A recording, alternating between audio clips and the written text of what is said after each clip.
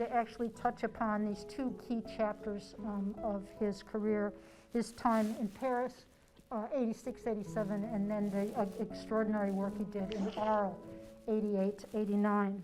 I want to say that with a painting like this, an early work of his done when he was still in Holland in 1885, you can see elements of what I already sketched out as being our general understanding of what Van Gogh's achievement primarily consisted of.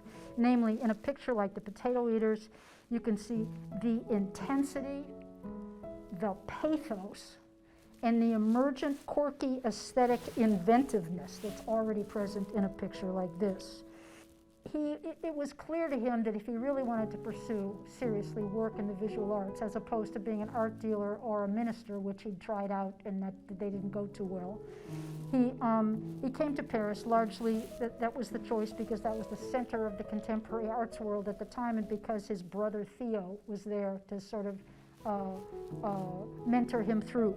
But the thing I want to stress is that when he came to Paris, he was not a loner. He became very quickly part of a like-minded art community. And I think that this marvelous pastel portrait of Van Gogh by his new friend and colleague, Toulouse-Lautrec, speaks to the formation of a small community. In fact, he and Lautrec took art classes from the same mentor, so they were classmates as well as friends. And these close colleagues he made, all about the same age.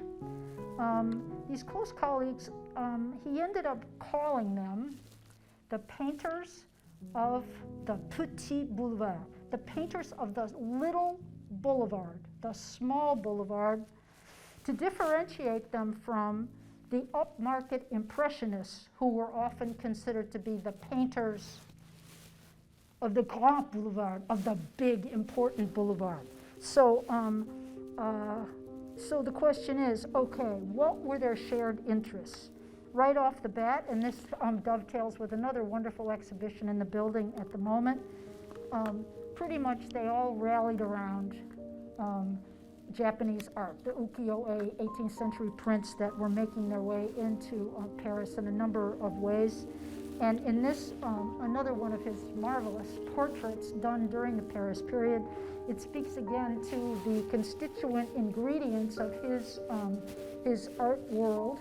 This portrait of Père Tanguy. Père Tanguy was a friend, but he was also a combination sort of art dealer on a small scale and art supply merchant. He sold tubes of paint, and he allowed these painters to put things on the wall in his shop. Père Tanguy, some of you will know, means Papa. Papa Tanguy, it's not a first name. It's a sign of his sort of, you might say sort of, if you can think of, I don't know, capitalism have a tender side. Père Tanguy was considered to sort of exemplify that. But the reason I chose this picture was further to the idea of his little community, and to show that Père Tanguy, to establish him as a true icon of advanced taste. He is, of course, surrounded by painted replicas of the kind of Japanese prints that Van Gogh and friends liked. This like-minded gang focused their attention on the northern geographic and social margins of the sprawling French capital, and often depicted the technology of industry and modern transport in their own developing aesthetic language of increasingly modified and radicalized Impressionism and Neo-Impressionism. Now that requires some definition. I hope you can see on the very schematic map at left, or the more detailed one on the right, that what I'm talking about are the towns Asnières and Clichy on either side of the Seine on its first bend out of town. The Impressionists, the earlier generation of inventive, fact-based Paris painters, had often headquartered themselves out along the next bend of the river, the unpronounceable name of Argenteuil.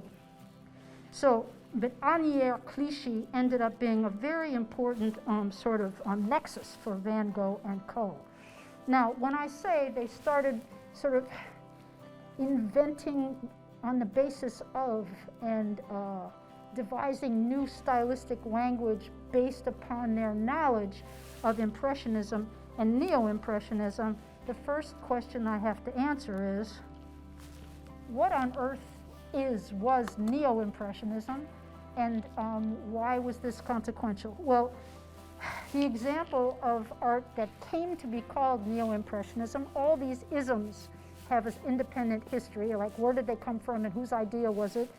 No artist ever jumped out of bed in the morning and said, yippee, I'm a Neo-Impressionist. Believe me, it was an ex post facto term, but anyway, what we now consider to be the sort of the summa of Neo-Impressionism at that moment was this massive canvas by Seurat, the Summer Sunday on the Island of the Grand Jatte. I reckon some of you have seen this before.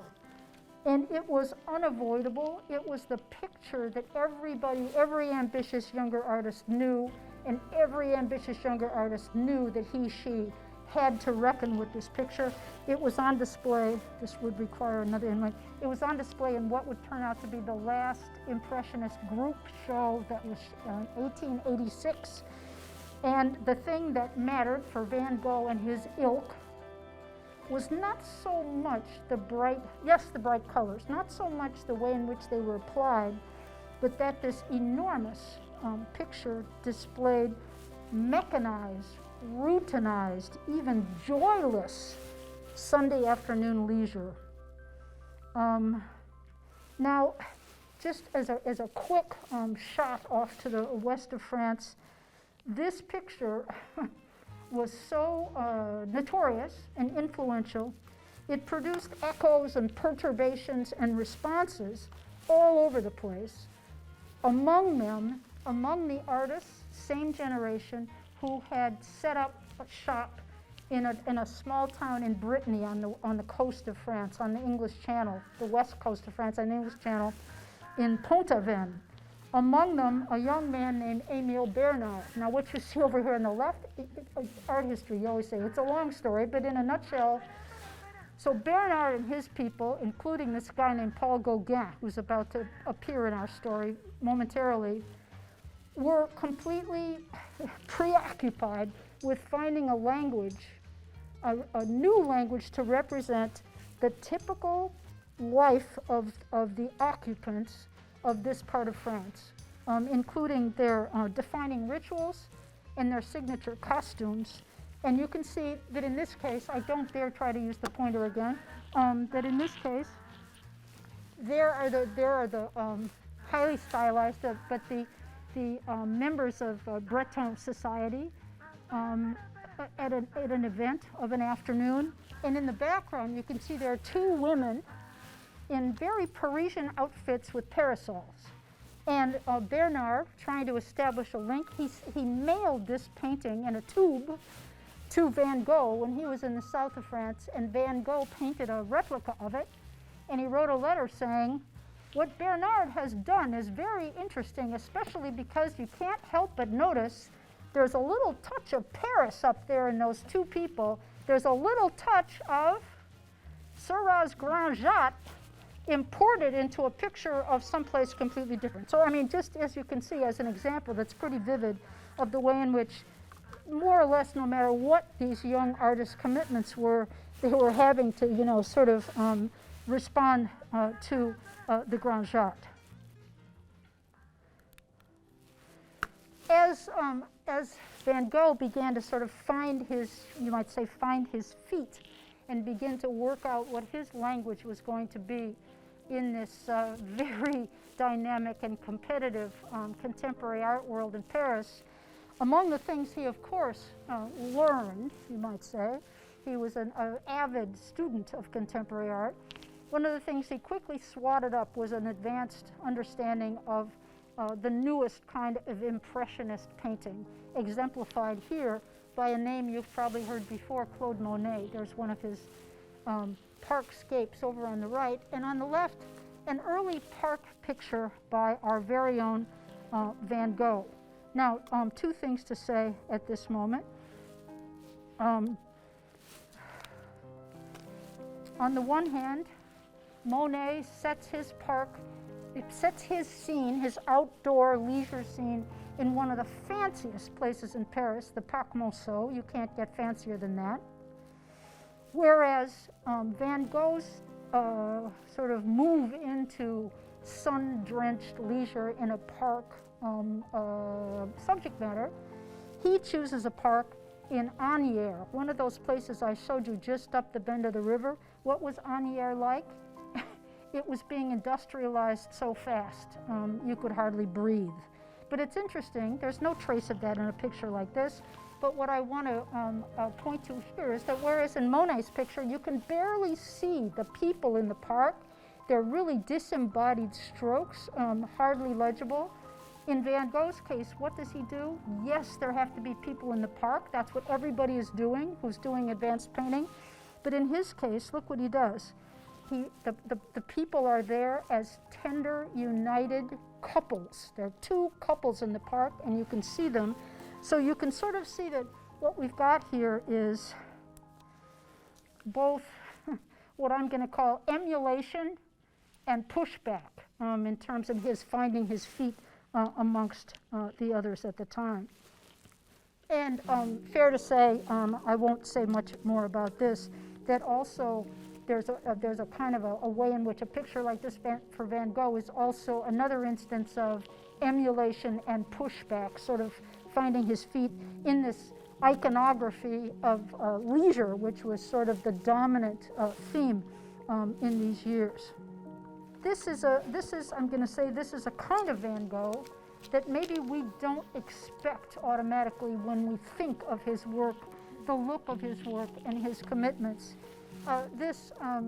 They're from late in the summer of '86. I'm afraid it's pixelated. I apologize for that. It was hard to get a good reproduction of this not very well-known picture. And you can see here we have an elevated view, a panoramic view of Paris from Montmartre, which is in the extreme north of the city.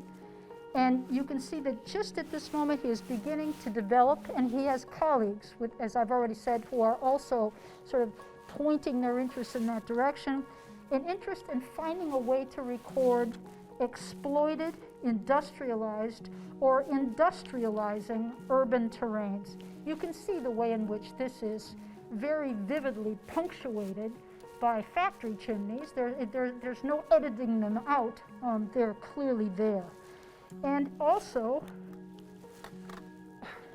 in an 1887 picture, we're still in Paris, in this terrace and observation deck picture, also in Chicago, an interest which, owing to my last book, which is an interest very much dear to my heart, namely his non-stop interest in gas streetlights.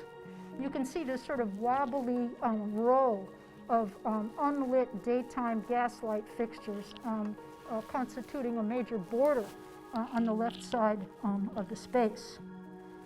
Now, one of the things that it's worth just stating, all the technology historians agree, that gaslight was one of the supreme symbols of human and industrial progress in Paris from the mid-century on.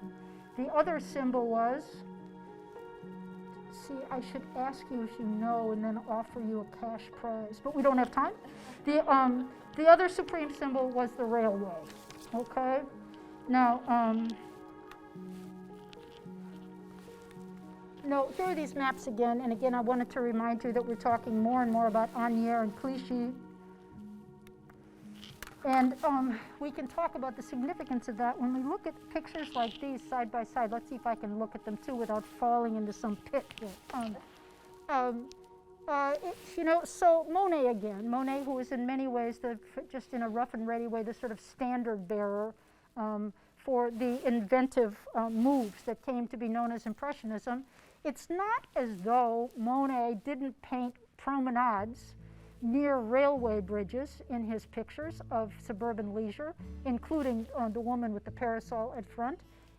Two scenes that we might see as being roughly cognate here, but when Van Gogh tries his hand at a similar scenario, a promenade, in the shadow, right, or in the rather dramatic presence of thrusting railway bridges in Asnières, not only do we get, you don't need me to tell you this, not only do we get an exceptionally detailed representation of a railroad train bellowing smoke, but we also get from Van Gogh, this is fascinating to me, such a painstaking accounting of the actual structural detail of the village, the stone, the iron, and so forth, so that the promenade, as a consequence, looks like it's being taken in a not very appealing place, not really an alluring pastoral setting for an afternoon walk.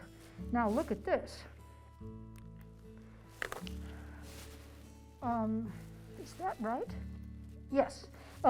This is another bridge in Asnières, and it speaks to this sort of pattern of interest that I'm trying to underscore here.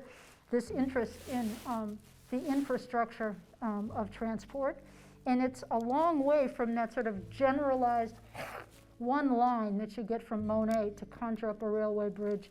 Here again, even though he's using this extraordinary palette of luminous, non-natural colors in order to set the scene, he's giving us a lot of detail of structure. Now, to keep this ball rolling, these are two of the most striking examples. Don't get away from the microphone. These are two of the most striking examples of his interest in this regard. On the left, the factories at Asnières, seen from the Quai de Clichy, so we're out in the Asnières Clichy zone again, and over here the outskirts of Paris. And you can see that it doesn't make sense to just say, oh, he was really interested in infrastructure and industry. It's obviously much more complicated than that, because one of the things that he does here, I'm going to try to turn around without killing myself or losing contact with you,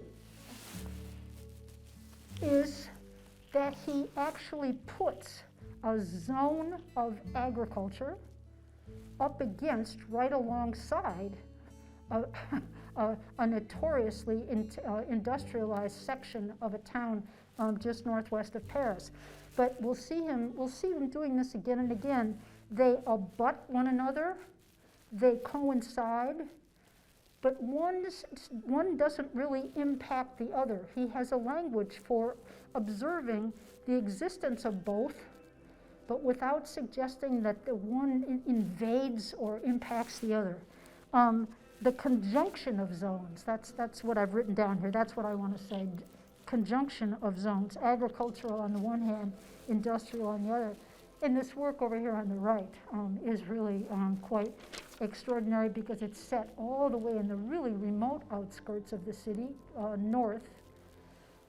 And what it shows, yes, of course I'm interested in it because it has a gas street light, but what's interesting is that it shows that the city was in the process of an enormous state controlled rebuilding process at the time.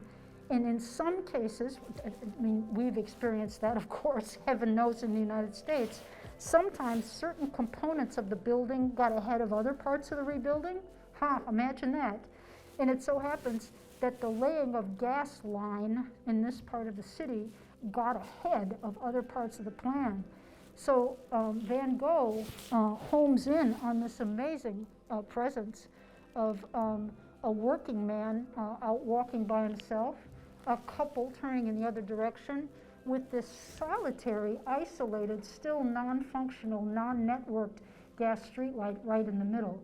So it's quite a penetrating portrayal of sort of, the sort of, not the dark side, as the sort of absurd side and the surprising side of urban development, if you have an eye for it and keep a lookout for it. Now, so this is the last piece I'm going to show you from this extremely productive period of his in Paris. This is not a well-known piece. It doesn't often show up in the books. It's a work on paper from the edges of Paris near Montmartre, and you can see, you could almost talk about this as being a summa of his interest in portraying the industrializing transition of the city. Now, look, the next thing I'm going to say is, and I don't mean it to sound like it's a direct consequence, but as all of you know, he shortly thereafter decided to get out of Paris and to go someplace else. Let's have this slide up there. So he decides to leave Paris, and of all things, art historians to this day are not entirely sure why he chose this sleepy, well, as you'll learn, it wasn't so sleepy, but anyway, this small town in Provence, in the south of France. Why did he decide to leave, and why did he decide to go there? Well, as you can see from this sort of strange collection of text that I brought together, in one of the letters he wrote while he was actually in transit, look at this, how I peered out the window to see whether it was like Japan yet. He had, along with his interest in Japanese art, he had his own understanding of contemporary Japanese society, which is to say he believed, he wasn't alone, but it was a very pronounced belief for him. He believed that Japanese society represented a kind of perfect social utopia. And in fact, its landscape also sort of emulated, was sort of existed as also a kind of utopia. Anyway, so he thought, we don't know the whole thing here, that if he could get to the south of France, he would be able to find a part of France that looked like Japan. I'm not going to read this all aloud, but he also believed increasingly that for art to really progress, be inventive, and matter on a level of these former great art formations, it had to be done in community, right? It couldn't be done alone. And that we understand is one of the reasons that drove him to Arles. He thought it would be a good location for a community. And there's also some evidence that he was interested in a couple of artists who actually hailed from Provence.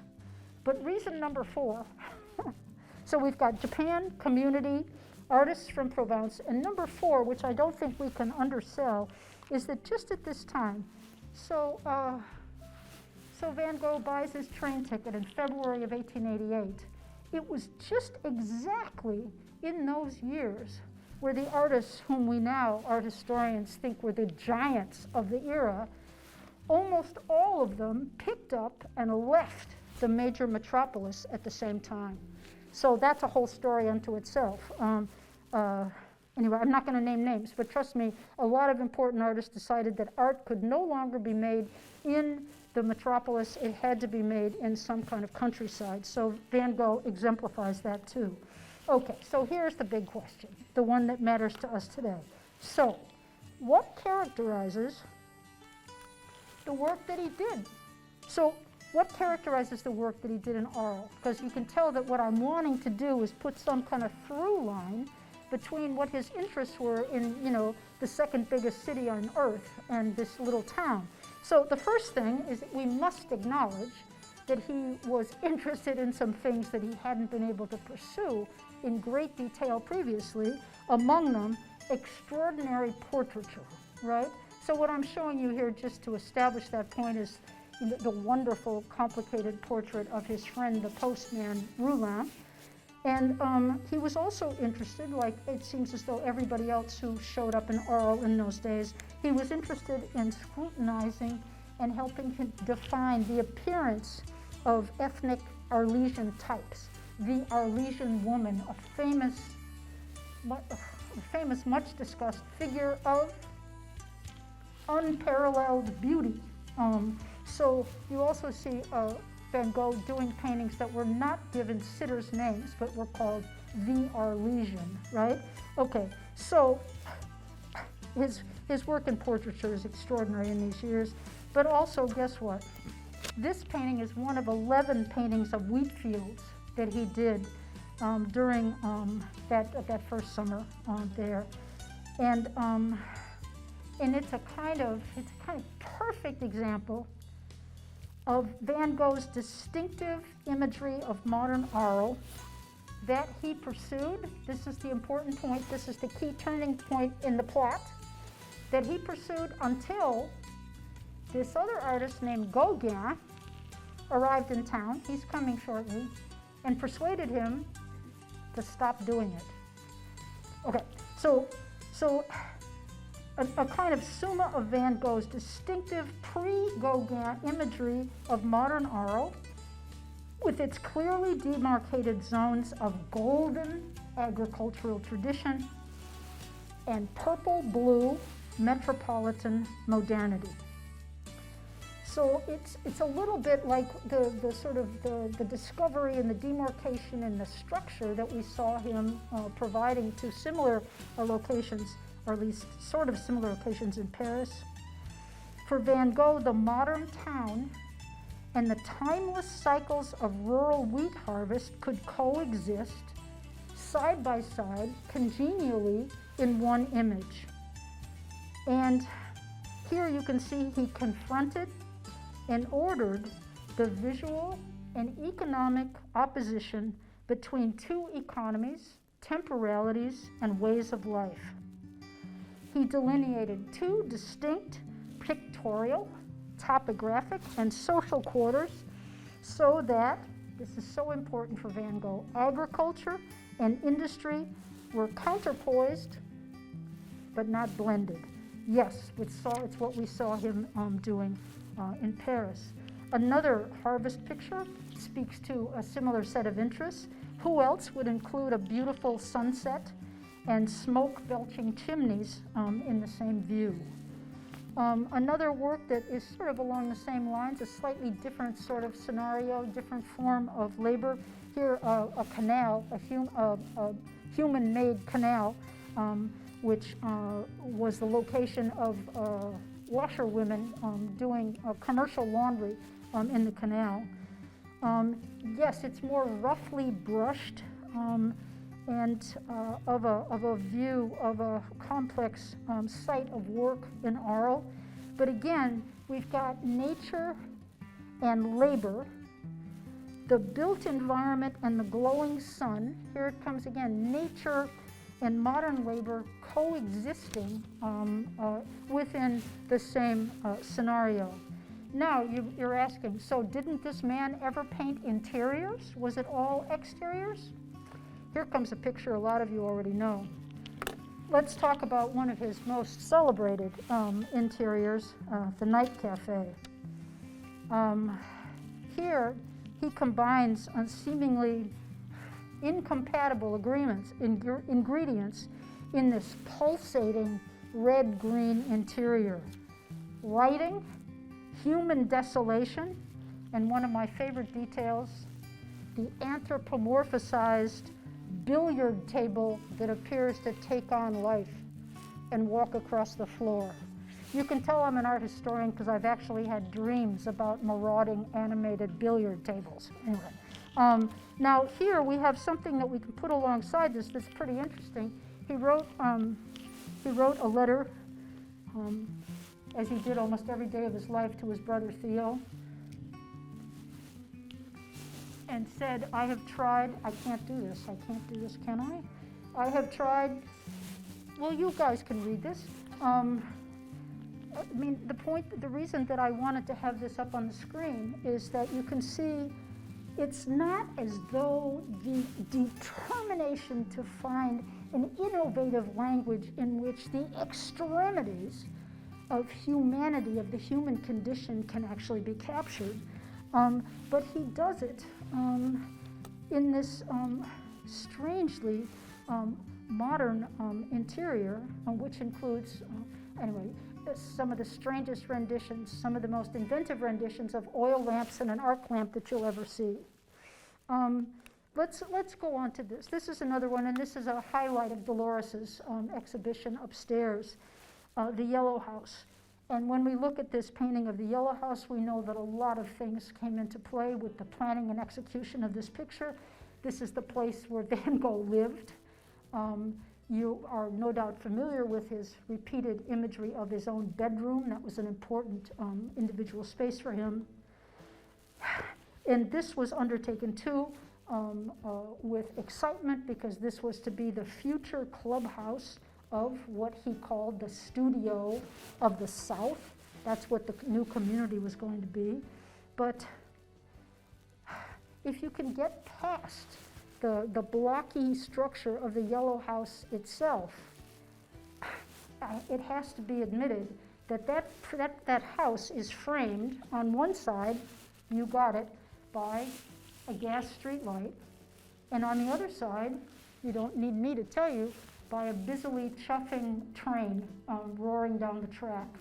And if you go and do, your homework about the topography of Arles, you'll find that he pulled that trestle and that train way close in from where it actually was, in order to be able to feature that studio sort of bracketed by, but yet separated from it.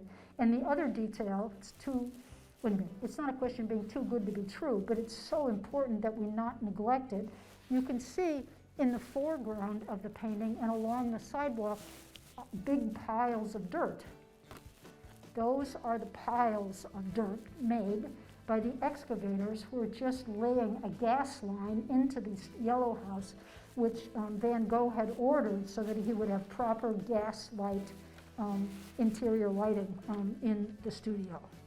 So if that's not some enduring interest in sort of modern infrastructure, I don't know what is. And here I can't not show this as one of my favorite pictures. It's it might not look right away like a signature Van Gogh, but here's this amazing painting, the Tranquility Bridge. Tranquility is the small town just across from Arles. I had the pleasure of living there myself, and so I guess it's a pleasure to see this bridge. And it reminds us again of what a canny and shrewd painter of metropolitan infrastructure this guy was. You could say it's 94% iron and concrete, 3% nature, and 3% human society. Yes, just a sentence and a half. So,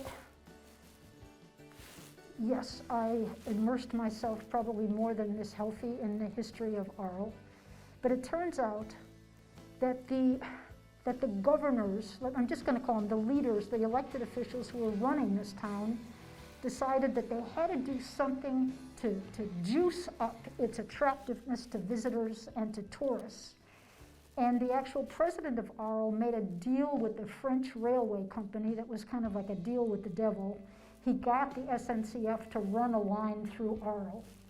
And in order to do that, it's one of the reasons the train was on everybody's mind, because it came to Arles with a vengeance, sort of. And in order to do that, he made a deal that the SNCF, the National Railway, could cut a couple of pieces off some important Roman cemetery property. Never mind the Roman cemetery, we need a big railroad.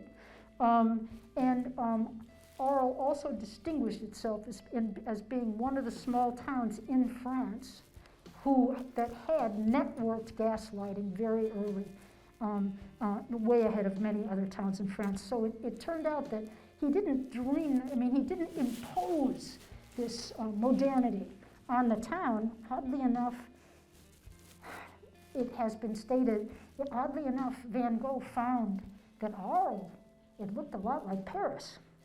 And here,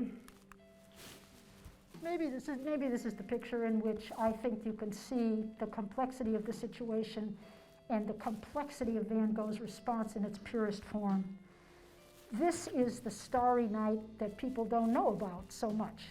The later Starry Night, it's dramatized to good use in the exhibition upstairs. It's better known. It's in the collection of the Museum of Modern Art in New York. Anyway, but this Starry Night, done on a particular night in September, we think it was the same day that he painted the Yellow House. That was a productive day. This Starry Night didn't enter a public collection until 1995, so it didn't have sort of like a star celebrity identity for a while. Anyway, this Starry Night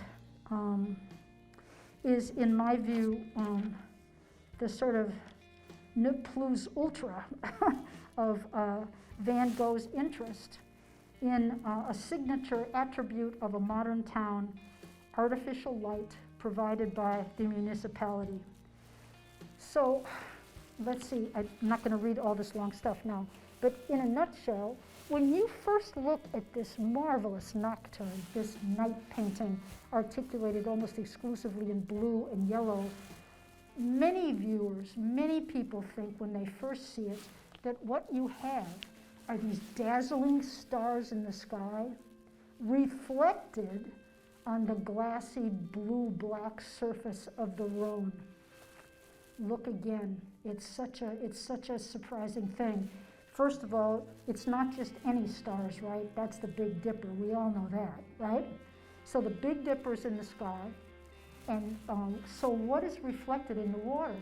So what he has engineered, it's so fascinating, is in fact those thrusting bands made up of individual horizontal yellow strokes that are the reflections on the river. Those are the reflections of human-made light. Those are the reflections of the gas light, not the reflection of the stars in the sky. So,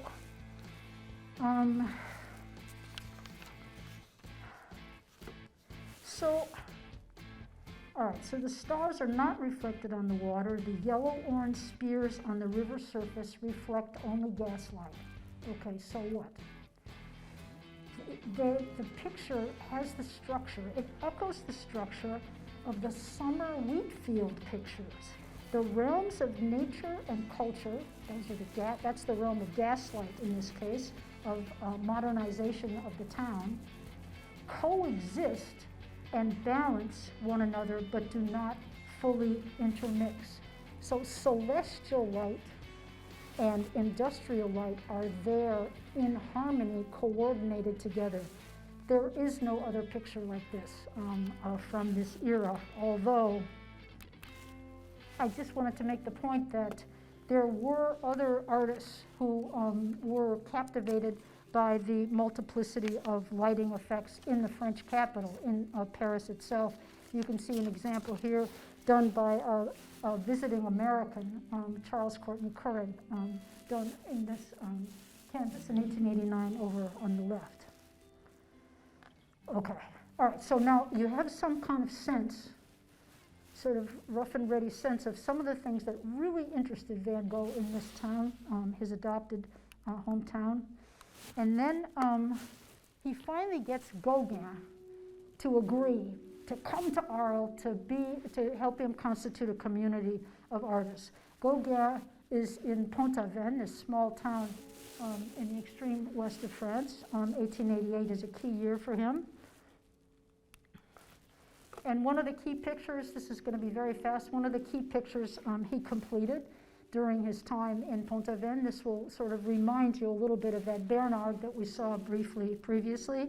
This is his vision after the sermon. We again see a scene that's in wildly stylized, abstracted language, lots of anti-natural color, the red of the grass, for example.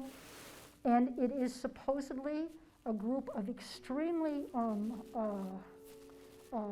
fervently religious members of the Breton community who've just come out of church where they've heard a sermon on the biblical story of Jacob wrestling with the angel, and they are so devout that they have a vision of it before them out on the grass after they come out of church.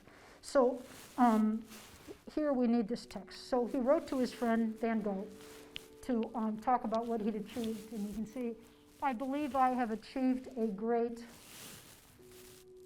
superstitious simplicity in these figures. Perhaps you can read the rest of the text rather than have me turn around and fall down. But you can see one of the things that Gauguin owns up to and becomes the sort of keystone of his entire enterprise is the degree of inventiveness, of projection, of the sort of juicing up, supplementing what can be seen with other kinds of ambitions and to help determine a very surprising kind of actual visual language. Now, what was the glue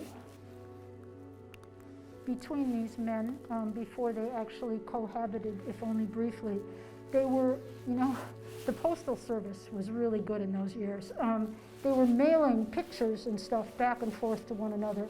And one of the things that they did was they exchanged self-portraits. I think you can tell which one is by whom. That's our friend Vincent van Gogh over there on the right. That's the picture he did to send north to Gauguin in this somewhat, I don't know if it's as scary as an animated billiard table, but you can tell there's something quite imposingly, I'm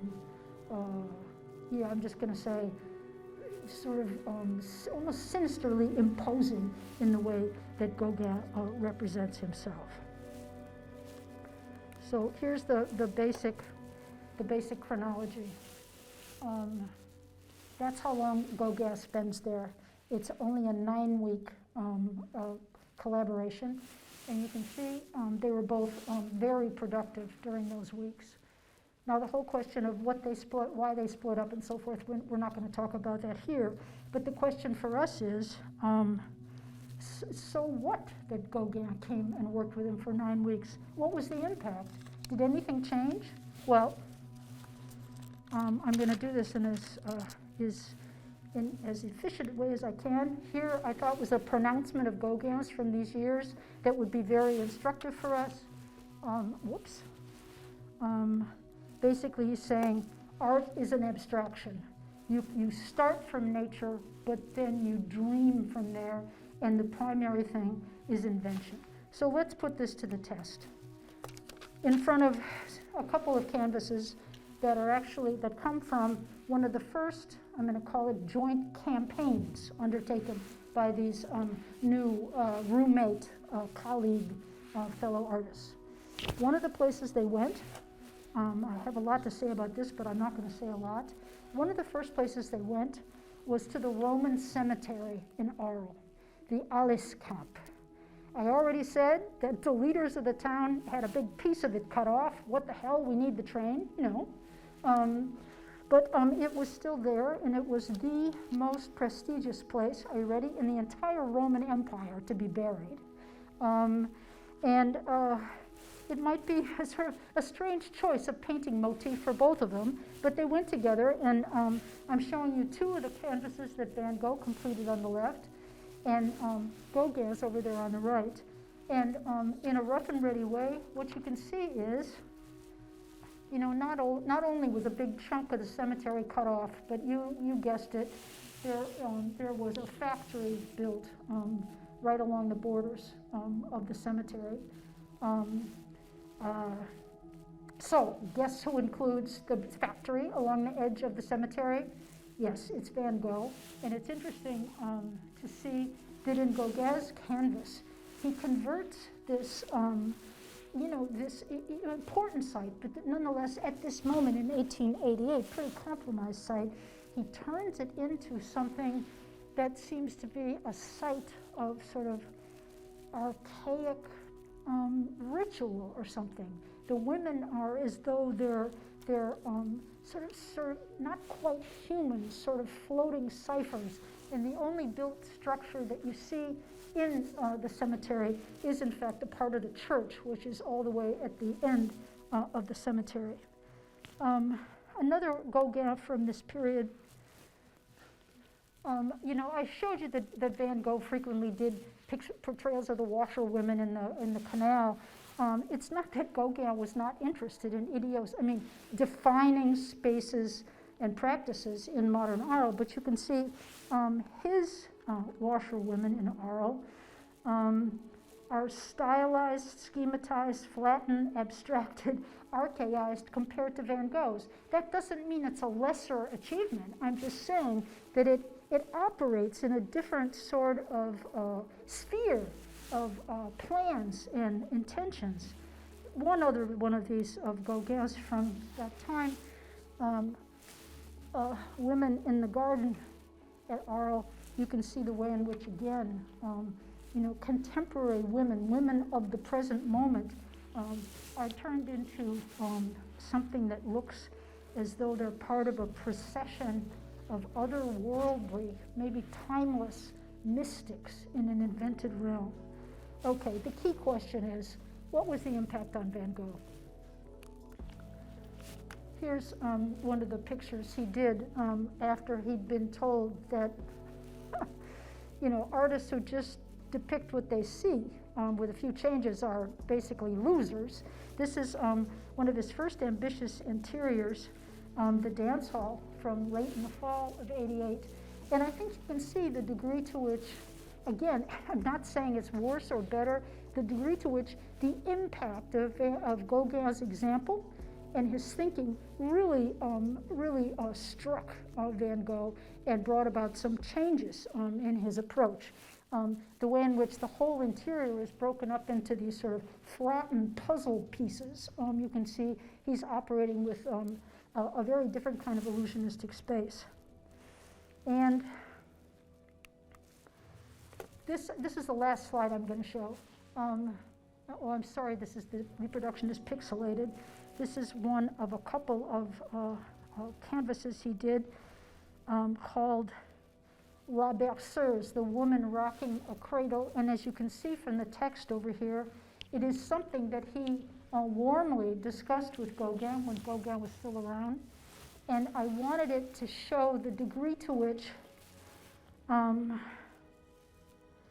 that a picture like this, which is so incredibly surprising and filled with formal innovation and floating flowers against a flat wallpaper and so forth, nonetheless is this sort of condensation and realization of his communication goals that he articulated right from the start of his work as an artist. You can see they talked about how a picture like this might soothe the troubled souls who worked as fishermen in Icelandic boats. And in fact, Van Gogh further had the idea that if he could actually bring about an installation of one of these woman rocking a cradle pictures in such a location, it would even be more soothing if it could be flanked by some of his well-known paintings of sunflowers. So I'm showing you here, it's a bit of a contradictory, sort of paradoxical kind of conclusion, because on the one hand, Gauguin succeeded in persuading him to ditch a lot of things that had been very important to him, but on the other hand, the work that he did after Gauguin's departure often found a way to sort of realize some of his deepest, sort of, you might call them, social interpersonal goals in really remarkably invented painted language. Okay, the end. I'm afraid to look at my watch. I've probably kept you in here for who knows how many hours. Anyway, thank you very much for your kind attention.